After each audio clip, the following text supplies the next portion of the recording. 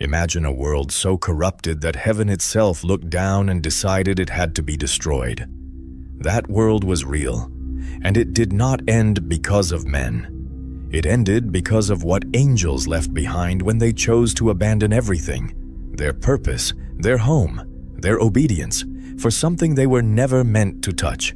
The children born from that choice were called the Nephilim, half divine, half human, entirely unstoppable. And before the flood wiped every trace of them from the earth, they ruled it with a terror no king since has ever matched. This is not mythology. This is the story that existed before history dared to remember it. This is the story before history. This is the story of the Nephilim. The universe remained wrapped in a silence so profound it felt sacred. There were no echoes of war, no ruins scattered across the dust of time, only the gentle breath of newborn creation. As if time itself were learning to breathe for the very first time, darkness unraveled into veins of gold, and stars began to rise slowly, ignited like watchful eyes over the vastness of the void. Below, the earth shimmered, young, untouched, cloaked in translucent seas and mountains still carrying the brilliance of the first dawn. From the unseen throne of eternity, a voice crossed the cosmos, powerful as distant thunder yet filled with tenderness. Let the earth bring forth life, and let man walk upon it. And man walked. His steps knew no haste, and his eyes reflected a peace not yet broken. He touched the trees as one speaks with old friends. He drank from the waters as one receiving an eternal gift. The wind taught him its songs, and every sunrise felt like a promise renewed. It was a world without fear, without guilt, a world where creation still sang in perfect harmony with its creator. But above the firmament, in the regions where light bends before celestial glory, some of the angels began to look down with a feeling they had never known before. What had once been mere observation became curiosity. Curiosity turned into fascination, and fascination slowly became desire. Among them was Samjaza, leader of the Watchers, wise, respected, yet restless. Around him gathered Arakiba, Ramiel, Kokabil, Tamiel, Danel, Ezekiel, Barakal, Asael, and many others. Beings formed of light, appointed to watch and to guard, yet now drawn to the fragile beauty of the daughters of men. On a night marked by heavy clouds and restless winds, Samjaza gathered 200 brothers upon the summit of Mount Hermon. The moon hovered high, casting its pale light upon faces divided between reverence and conflict. The silence was so intense that even the stars seemed to wait. Brothers, behold the world beneath us. Within them beats something we do not know, something denied to us from the beginning. I desire to know what it is to be flesh. A murmur passed through them like an invisible tremor. Some stepped back, fearful of divine judgment. Others stepped forward, consumed by the same inner flame. Asael moved ahead, his eyes burning like ancient embers. Do you seek to defy the Most High? I do not seek destruction. I seek to understand the love that was hidden from us.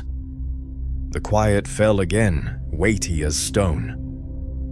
Then, one by one, the Watchers extended their hands, forming a circle beneath the cold light of the moon.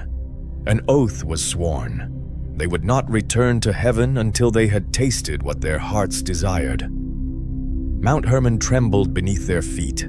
The firmament tore open in trails of fire. They descended like living lightning.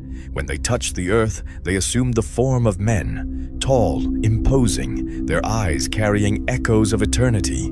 The daughters of men beheld them and were filled with wonder. No mortal king possessed such presence. No mortal voice carried such depth. Wherever they walked, crowds gathered and stories began. The Watchers taught forbidden secrets. Iron was shaped into blades that captured the sun. Precious stones were carved into radiant ornaments. The signs of the stars were traced into celestial maps. Cities rose where fields once lay open. Towers climbed into the clouds. Golden altars reflected the dawn as though the earth itself sought to reach the heavens. And then came the children of that impossible union. The Nephilim were born small, but they grew like living storms. Their eyes shimmered with strange light. Their footsteps shook the ground. Within years, they became giants, and the world began to feel the weight of their existence. Where they walked, creation itself seemed to bend. They haunted all that breathed. They ruled herds, cities, mountains.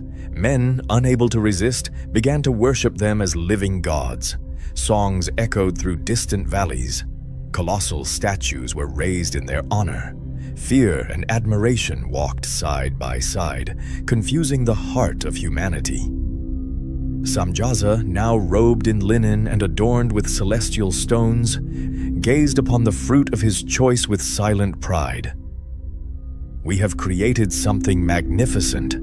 Heaven fears us, and the earth bows before us." But Asil replied, his voice heavy with dark foresight, "What we have created may become our ruin. They know no limits." He was right. The hunger of the Nephilim grew without restraint. First they devoured the harvests, then the herds, and when nothing remained, they turned against the very men who had revered them. Cities once radiant became fields of shadow. The songs of children were replaced by the sound of weapons and thunderous steps. Blood ran through the valleys like dark rivers. The mountains echoed with cries even the wind could not carry away. The fragrance of flowers faded, replaced by the cold scent of iron and death.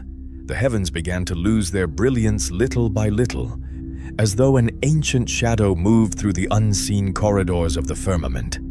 The stars flickered. Clouds advanced like silent walls. A deep thunder split the air, not like a common storm, but like a summons echoing from the dawn of creation. From the heights, a beam of light pierced the clouds and rested upon Mount Hermon, the very place where the oath had been sealed with pride and desire. For a brief moment, the wind ceased. The trees stood motionless. The seas fell silent. Even the giants paused in their march. And then a voice, ancient, inevitable, echoed across the earth. The words did not sound like wrath, but like sentence. "The earth groans under the weight of your corruption. The spirit of man will not endure forever." Samjaza lifted his eyes. Beyond the clouds, he saw the distant reflection of his former wings, not as they once were, full of glory, but like forgotten embers struggling against extinction. His expression hardened. It was not memory, it was warning. And the wind descended cold along the slopes of Hermon, carrying with it the silent omen of a judgment already walking among them, invisible, like the night that comes without asking permission. In the days that followed, the earth became a fractured mirror, caught between splendor and ruin. Human cities grew in size and beauty, yet their shadows stretched long across the soil like scars. The Nephilim grew even more colossal. Their bodies reached impossible heights. Their armor shimmered like storms held captive. Their eyes burned like living fire when they spoke. Their voices rolled like thunder through ancient mountains, and men trembled before understanding their words. Every step they took shook the ground. Hills split open, walls crumbled. Rivers altered their course to flee their passing. Entire nations bowed before them, offering gold, livestock, even human lives as tribute. Kings laid down their crowns. Priests chanted hymns woven with worship and despair. Slowly, the line between reverence and terror vanished, and humanity began to live in the shadow of what it could no longer control. The Watchers, enthralled by their own works, continued to teach what was never meant for mortal hands. Azazel brought mastery of iron and bronze. Under his guidance, forges burned like miniature suns, casting sparks that illuminated entire nights. Blades were born from fire. Shields were raised. Spears split the air for the first time. And with those weapons came something new to the human heart. Organized war, cold, calculated. Others revealed ancient enchantments, the hidden power of herbs, the secrets of the constellations, and paths descending into unknown shadows. Writings appeared upon black stone. Symbols were carved into towering temples.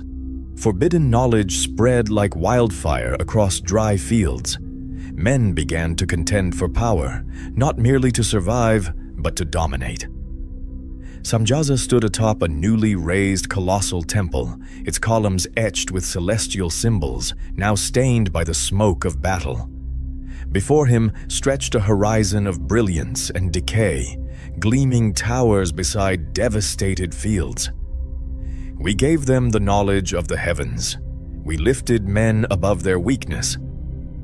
Azazel approached slowly, the weight of what he saw making his steps heavy. He looked upon the city below, men fighting one another, giants celebrating violence as if it were divine triumph. We did not raise them, Samjaza. We broke them. Look around you. Brothers kill brothers.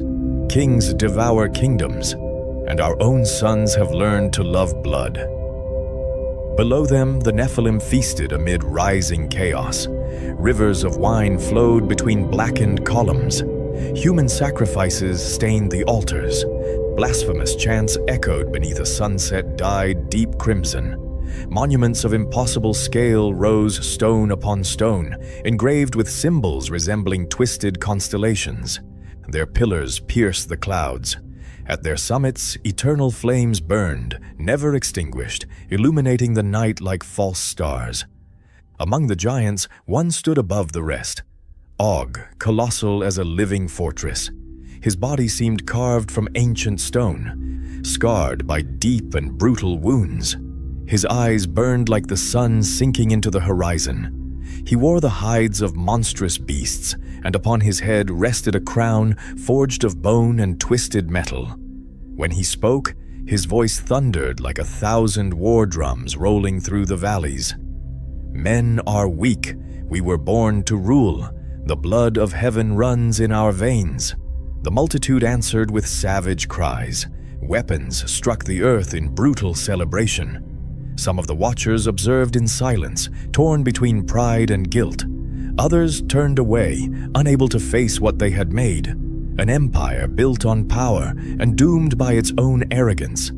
Time moved forward like a silent tide, and with it, the hunger of the giants surpassed every boundary creation had ever known. First the herds vanished, devoured in once fertile fields. Then came the harvests, ripped from the soil before they could ripen. Entire forests were crushed beneath colossal strides. Ancient trunks were reduced to dust as the Nephilim moved like living tempests. And when nothing remained upon the earth, they turned against mankind. Villages became ash carried by the wind. Blood flowed through the valleys, descending the slopes like dark rivers reflecting an eternal dusk. The sound of tools and human songs was replaced by screams and the distant roar of battle. Where life had once flourished, only shadows and echoes remained. Women wept before shattered altars, clutching fragments of idols that no longer offered hope. The sky grew heavy, stained a deep gray. Even the sunlight seemed to hesitate before touching the corrupted world. In every city, statues of the fallen were raised, figures with broken wings, eyes of gold, mouths frozen in eternal silence as if still trying to speak to a heaven that no longer answered. Men, fearing the invisible wrath hovering above them, began to sacrifice what they held most precious, believing they could appease forces they no longer understood. On a bitter night, beneath a pale moon barely piercing the clouds, Samjaza ascended once more to Mount Hermon. The wind cut like unseen blades, tearing at his garments, carrying the distant scent of smoke and blood. He reached the ancient stone where the oath had been sealed, and for the first time since his fall, he knelt. Lord, if you still hear our voices, forgive us. We did not seek evil, only to understand what was never given to us. The silence answered. No light descended, no word brought comfort, only distant thunder, like eternal doors closing beyond the clouds. Azazel approached slowly, his eyes burning like embers beneath the shadow of the moon. His silence is the sign of the end. We created monsters, Samjaza, and when the heavens fall silent, punishment has already begun to walk among us. As they spoke, the horizon trembled. Lightning tore across the sky like fractures of light, and an invisible voice resounded through the darkened clouds, so powerful that even the stones of Hermon vibrated. The earth is corrupted before my face. Man has turned aside, and the sons of heaven have profaned the sacred ground. Judgment will come. In the days that followed, omens spread across the world. The stars lost their brilliance, hidden behind veils of smoke. Strange winds swept through abandoned fields, lifting dust that swallowed the horizon. The sea roared against the shores like a wounded creature. The tides rose beyond their bounds. Even the Nephilim, proud and violent, began to lift their eyes toward the heavens, uneasy before something their strength could not explain. And Og, colossal among giants, raised his voice against the burning sky and laughed before the gathering storms. Let the clouds come, let the thunder roar. No god shall destroy the blood of giants. We are the destiny of this earth. The Nephilim responded with war cries, banging their weapons against the ground as if they could defy the heavens themselves. But while they celebrated their greatness, something different was happening in the distant mountains. A man walked alone among devastated fields. His name was Enoch. His steps were light, almost silent. His eyes searched the heavens as one seeking an answer hidden among darkened stars. He beheld ruined cities, stained altars, and violence that had consumed the human heart. Yet wherever he passed, he carried a different silence, not the silence of fear, but of hope that still endures. Enoch lifted his face to the darkened sky, and his spirit cried out for justice. The earth groaned beneath the weight of guilt. The ground cracked as though trying to expel the evil that infected it. Rivers ran red. The air trembled with the echo of innocent voices rising upward like an unending lament. There were no songs, no laughter, only human sorrow mingled with the roar of Nephilim revelry. The mountains stood as silent witnesses. The sky, once clear and radiant, was now covered in blackened clouds dense as ashes from the abyss, announcing that something greater was approaching, inevitable as judgment itself. Far above mortal sight, the throne of the Most High blazed with uncreated light. Lightning of purity tore across the firmament like rivers of living fire. Glory pulsed in sacred silence. Countless heavenly hosts remained bowed, awaiting the word that governs all ages. It was as though time itself had been suspended, waiting for justice to cease being promise and become movement. Suddenly, a radiant light pierced the eternal heavens. A deep thunder shook the pillars of paradise. The flames encircling the throne rose like a living crown, and the voice of the Most High resounded, firm, final, filling every corner of creation. The corruption of the earth has reached its limit. The sons of angels have become demons upon the dust, and the cry of the innocent has risen before me. The archangel Michael bowed before the divine glory. His armor, forged in light, reflected the eternal throne like a mirror of pure fire. His eyes bore the strength of war and the serenity of obedience. Lord, do you command that we purge the evil born of disobedience? The answer came like a burning wind through the heavens, causing the stars to tremble. The time of mercy has passed. Let the messengers prepare themselves. Raphael, Gabriel, Uriel, Michael, go and purify the earth. The silence that followed was weighty as eternity. One by one, the archangels rose before the throne, receiving their charge like blades placed in their hands. Raphael was commanded to find Azazel, the corrupter of men, and cast him into deep darkness where he would teach violence no more. Gabriel would march against the Nephilim, breaking their tyranny and freeing the world from the hunger that devoured all living things. Michael would confront Samjaza and the Watchers who had shattered the eternal covenant, binding them until the great day of judgment. And Uriel would be sent to a righteous man, one whose faith still burned amid the growing darkness. His name was Enoch, son of Jared. While heaven moved in silence like unseen gears turning within a divine design, Enoch slept beneath the lonely glow of a single star still piercing the clouds. The wind passed gently over devastated fields, carrying the distant scent of smoke and ash, as if the earth itself were whispering stories no one wished to hear. That night, dreams overtook him like living visions. He saw rivers of fire descending from the mountains, burned wings falling upon the earth like dying leaves, ancient voices calling his name through thunder and flashing light. He saw giants falling, temples collapsing, and a light rising beyond the storm. Enoch awoke breathing hard. His heart pounded like war drums. The images clung to him, more real than the world around him.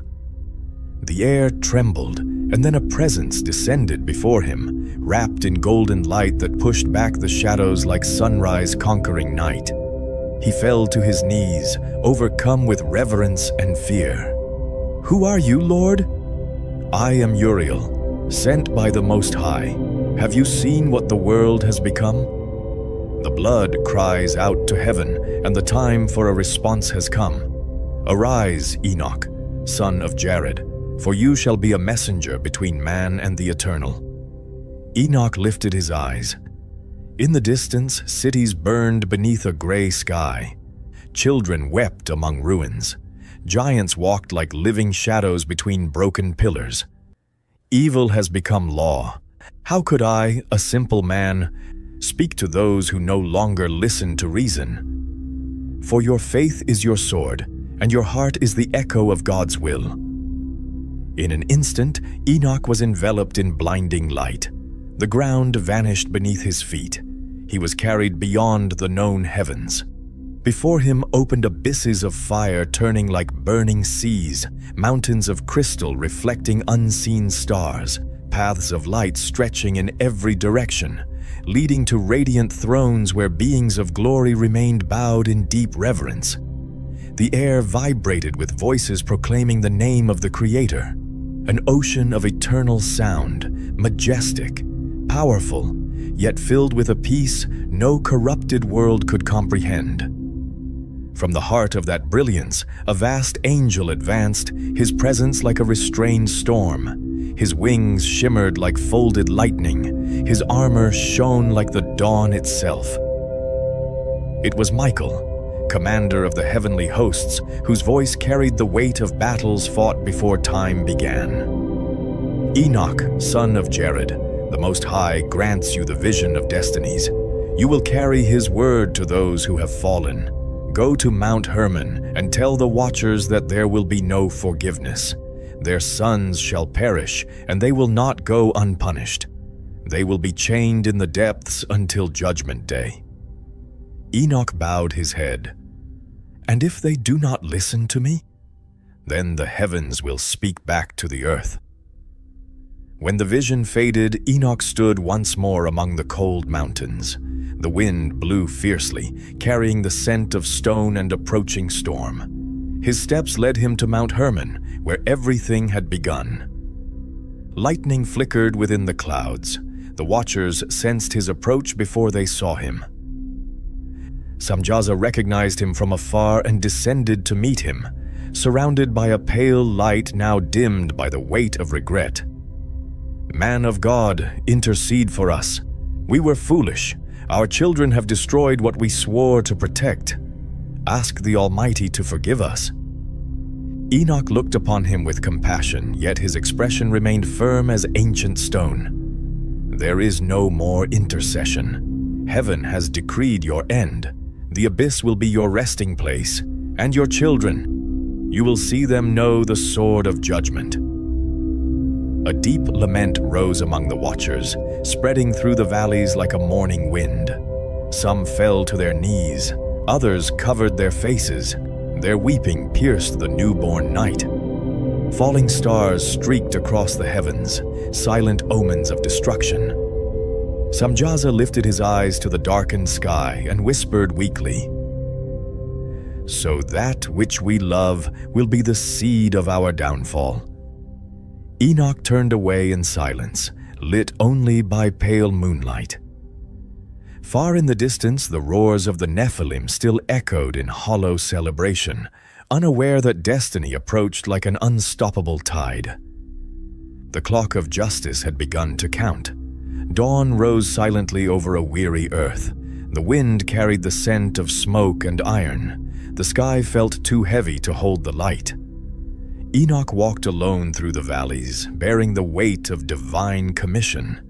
His bare feet touched soil stained with innocent blood. Each step echoed like a silent prayer. The world that was once a garden now resembled a vast graveyard of dreams, and in unseen heights, the heavens continued moving toward a judgment that could no longer be delayed. The firmament opened again like a veil torn by eternity. A voice called his name, echoing through clouds lit by lightning. "Enoch, climb higher, for I will show you what is hidden from the eyes of men."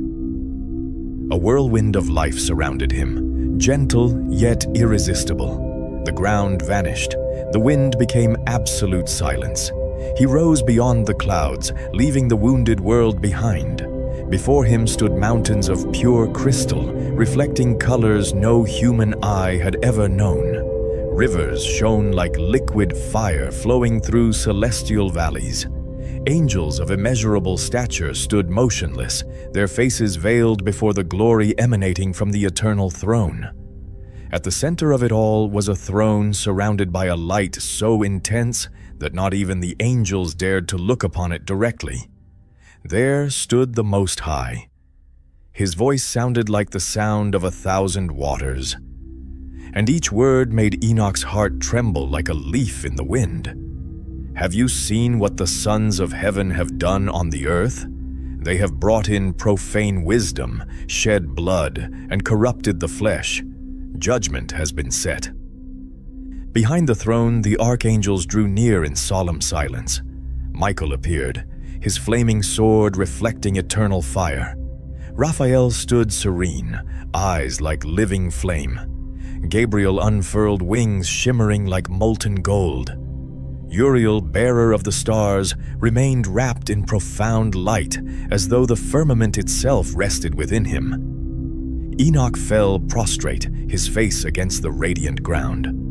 "Lord, your justice is perfect.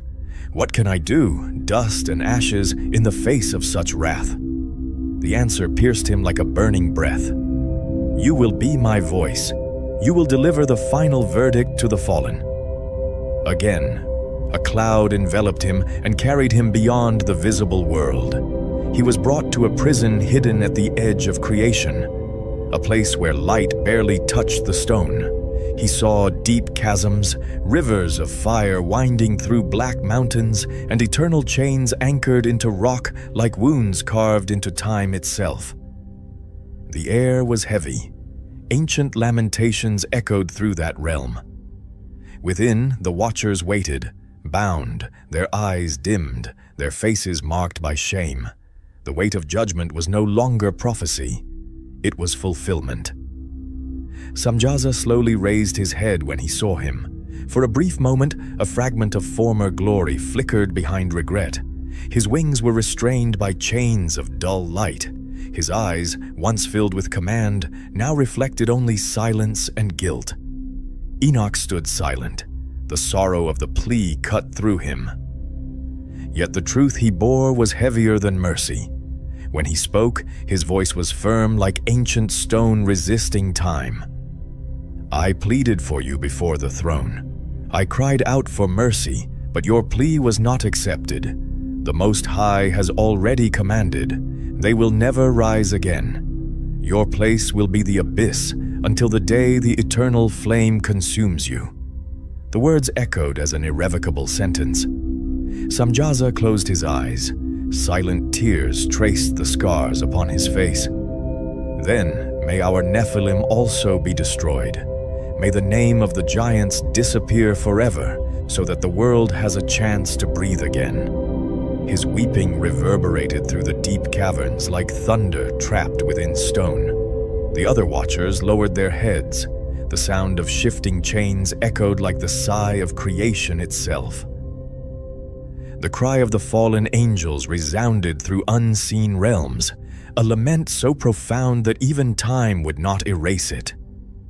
Back in the heights, Enoch beheld the fate of the Nephilim, through burning visions unfolding before his eyes like living fire. He saw armies of giants turning against one another, entire cities consumed by flame, seas stained crimson, the heavens themselves hurling lightning upon the earth. He saw thrones collapse, idols shatter, the pride of the colossi crushed beneath the weight of their own violence. A silent tear fell from his eyes. The world that the Creator loved has become ruins, but from the ashes, the promise will be born. Raphael approached quietly and placed a hand upon Enoch's shoulder. His presence carried a peace that stood in stark contrast to the chaos of the visions. "Your burden is heavy, man of faith, but there is still one righteous man on earth. The Most High has already chosen him, and he will build a new era with his descendants, when the waters cover the mountains and violence is washed from the face of the earth." Who is he? His name is Noah. The words lingered in the air like a living prophecy. The light surrounding Enoch began to pulse. For a moment, time itself seemed to pause, and once more he heard the voice of the Creator, deep as an eternal ocean. "Return to earth, Enoch. Speak to the men. Tell them that judgment will come with waters that no giant can contain. But to those who keep the faith, I will give refuge in the heights." The vision slowly faded. Enoch opened his eyes. He stood once more among devastated fields. The sun was sinking beyond the horizon, painting the world in deep crimson.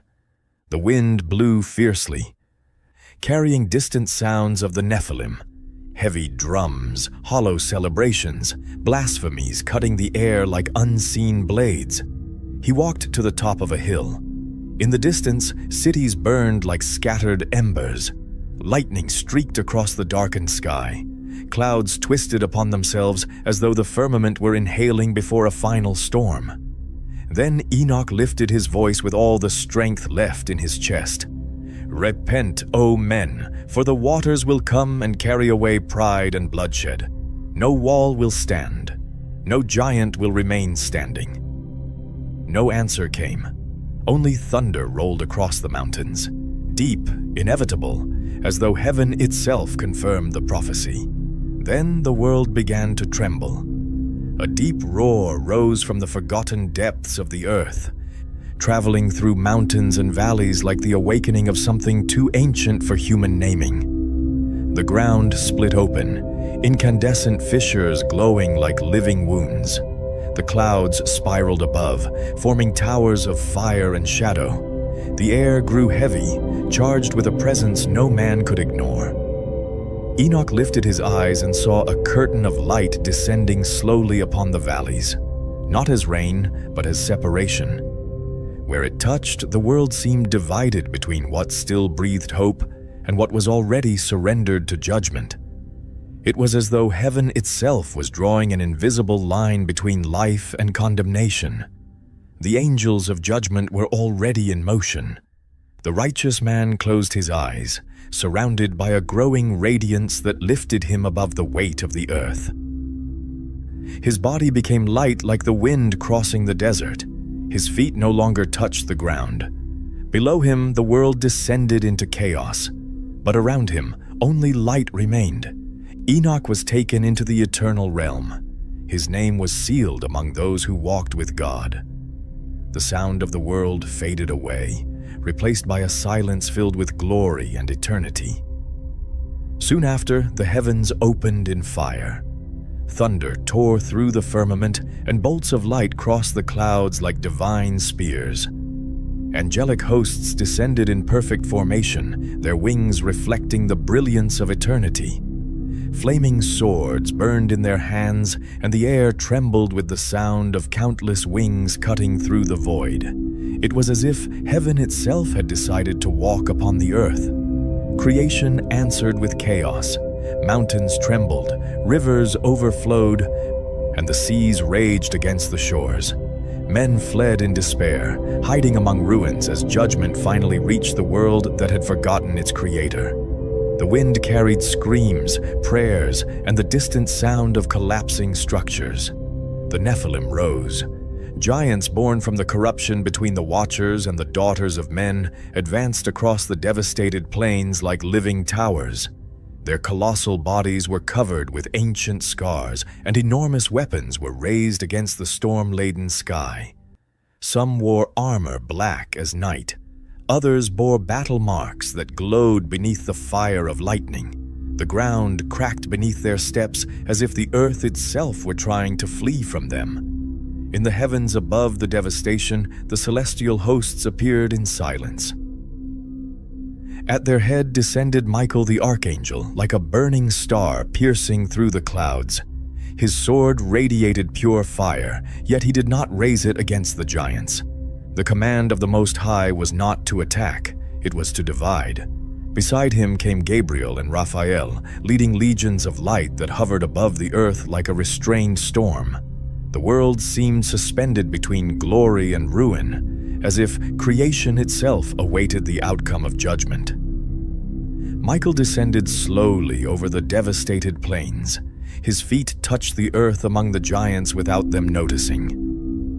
He walked among them like an invisible wind. He approached one of the colossi, a massive warrior covered in dark iron and deep scars, and leaned slightly, whispering into his ear. "He says you are weak." The giant lifted his head, his eyes filled with suspicion. In the distance, another Nephilim walked among the corpses of men and animals. Michael moved again through the shadows. He stopped behind that second giant and once more whispered, "They have already chosen another leader. He is plotting against you. He fears your power. That is why he intends to kill you first. Prove that you are the strongest. Why follow someone who is less than you? He says your strength is running out." For a moment the world fell silent. Then the roars came. The first giant raised his colossal weapon and charged. The other answered with a blow that split the air like thunder. The impact echoed across the plains like the collision of two mountains. Other giants stopped to watch.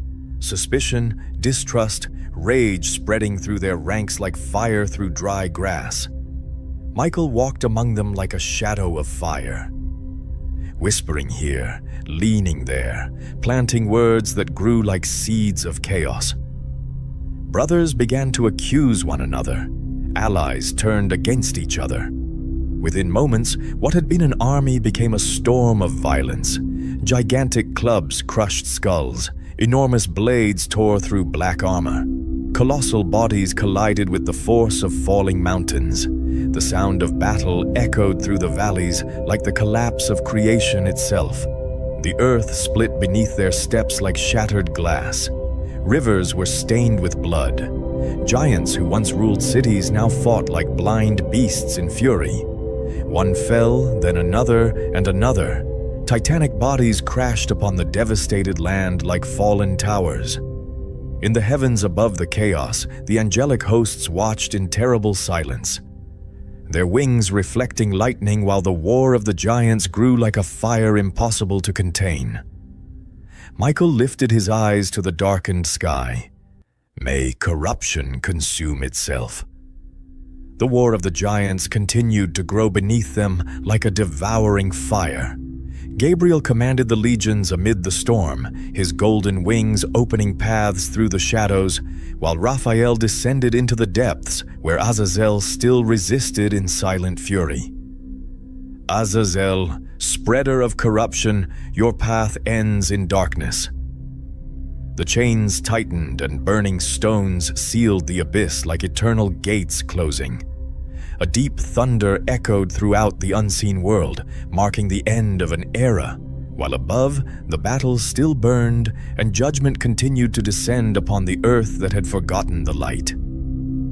From the heights of the shattered mountains, Samjaza, once leader among the Watchers, watched the destruction spreading across the world like a storm impossible to contain. The radiance that once surrounded him now trembled, weakened by the weight of his choices.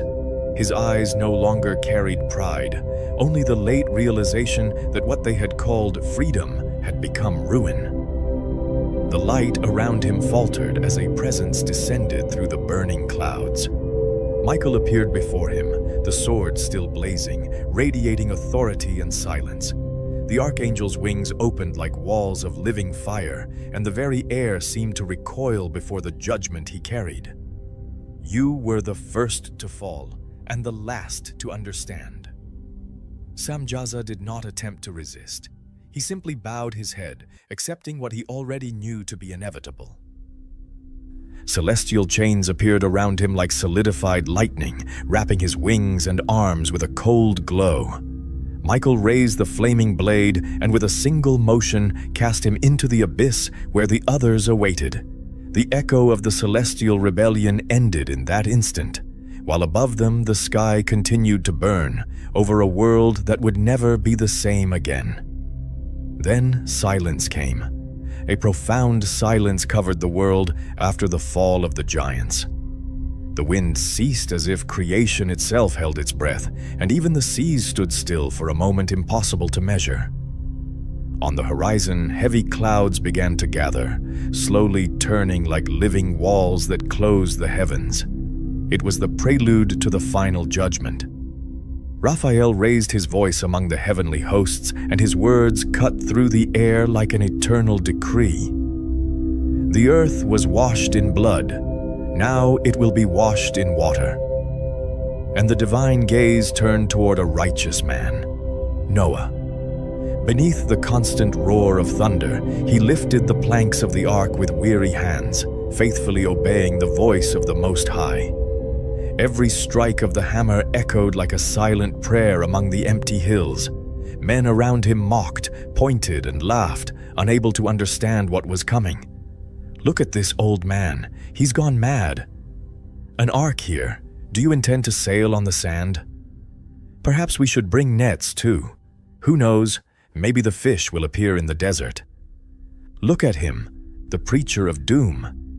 He says the waters will cover the world, but he builds his ship where there isn't even a river.